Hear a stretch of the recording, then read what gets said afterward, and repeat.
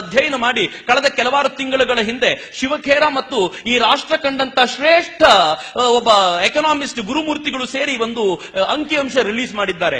ಗುರುಮೂರ್ತಿಗಳು ಹೇಳಿದ್ದಾರೆ, ಈ ದೇಶ ವಿದೇಶದಲ್ಲಿಟ್ಟಿರೋ ಹಣ, ಸ್ವಿಸ್ ಅಲ್ಲಿ ಇಟ್ಟಿರೋ ಹಣ ಎಷ್ಟು ಅಂತ ಒಂದು ದೊಡ್ಡ ಅಮೌಂಟ್ ಹೇಳಿದ್ರು. ನಾನು ಹೇಳಿದೆ, ಸರ್ ನಂಗೆ ಅಮೌಂಟ್ ಎಲ್ಲ ಗೊತ್ತಾಗಲ್ಲ, ಲಕ್ಷ ಅಂದ್ರೆ ಟೆನ್ಷನ್ ಆಗ್ಬಿಡುತ್ತೆ ನನಗೆ, ನೀವು ಇಷ್ಟು ದೊಡ್ಡ ದೊಡ್ಡ ಅಮೌಂಟ್ ಹೇಳ್ತಿದ್ದೀರಲ್ಲ, ಹೆಂಗ್ ಅರ್ಥ ಮಾಡ್ಕೊಳ್ಳೋದು?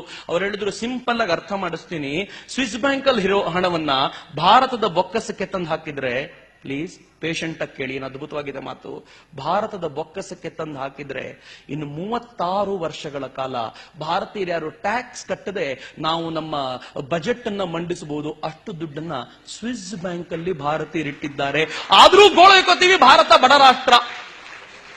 ನಾನು ಹೇಳಿದೆ, ಟ್ಯಾಕ್ಸು ಅರ್ಥ ಆಗಲ್ಲ, ಇನ್ನೇನ್ ಮಾಡಬೇಕು? ಅವ್ರು ಹೇಳಿದ್ರು, ಇನ್ನೂ ಸಿಂಪಲ್ ಆಗಿ ಹೇಳ್ತೀನಿ, ಸ್ವಿಸ್ ಬ್ಯಾಂಕ್ ಅಲ್ಲಿರೋ ಅಷ್ಟು ಹಣವನ್ನ ಚಿನ್ನವಾಗಿ ಕನ್ವರ್ಟ್ ಮಾಡಿದ್ರೆ ಇನ್ನು ಮುಂದೆ ಈ ದೇಶದ ಹೈವೇಗಳಿಗೆ ಟಾರ್ ಹಾಕೋದು ಬೇಡ, ಚಿನ್ನ ಹಾಕಬಹುದು ಅಂತಂದ್ರು. ನಾನು ಕೇಳಿದೆ, ವಂಡರ್ಫುಲ್, ಇಷ್ಟು ಹಣ ಸ್ವಿಸ್ ಬ್ಯಾಂಕ್ ಅಲ್ಲೇ ಇರಬಹುದಾದ್ರೆ ಇನ್ನು ಬ್ಲಾಕ್ ಮನಿ ಅಂತ ಈ ದೇಶದಲ್ಲಿ ತಿರುಗಾಡ್ತಿದ್ಯಲ್ಲ, ಎಷ್ಟಿರ್ಬೋದು? ಅವ್ರು ಹೇಳಿದ್ರೆ, it's very simple, Swiss bank ಅಲ್ಲಿ ಎಷ್ಟಿದೆಯೋ ಅದರ 3 times ಬ್ಲಾಕ್ ಮನಿ ಭಾರತದಲ್ಲಿದೆ ಅಂತ ಹೇಳಿದ. ಅಯ್ಯಪ್ಪ ಅಂದೆ ಒಂದ್ಸಲ. ಅಂದ್ರೆ ಹೆಚ್ಚು ಕಡಿಮೆ 100 ವರ್ಷ ನಾವ್ಯಾರು ಟ್ಯಾಕ್ಸ್ ಕಟ್ಟೋದು ಬೇಡ. ಹೇಳಿದ್ರೆ, ಇದನ್ನ ಚಿನ್ನವಾಗಿ ಕನ್ವರ್ಟ್ ಮಾಡಿದ್ರೆ ಏನ್ ಮಾಡೋದು? ಅವ್ರು ಹೇಳಿದ್ರು, ನಿಮ್ ಮನೆಯಿಂದ ರಸ್ತೆಗೆ ಬರ್ತಿರಲ್ಲ, ಆತರ ಎಲ್ಲರ ಮನೆಯಿಂದ ರಸ್ತೆಗೆ ಬರೋ ರಸ್ತೆನೂ ಚಿನ್ನ ಮಾಡಬಹುದು, ಅಷ್ಟು ಹಣ ನಮ್ಮ ಹತ್ರ ಬ್ಲಾಕ್ ಮನಿಯಾಗಿ ತಿರುಗಾಡ್ತಿದೆ. ಏನ್ರಿ ಭಾರತದ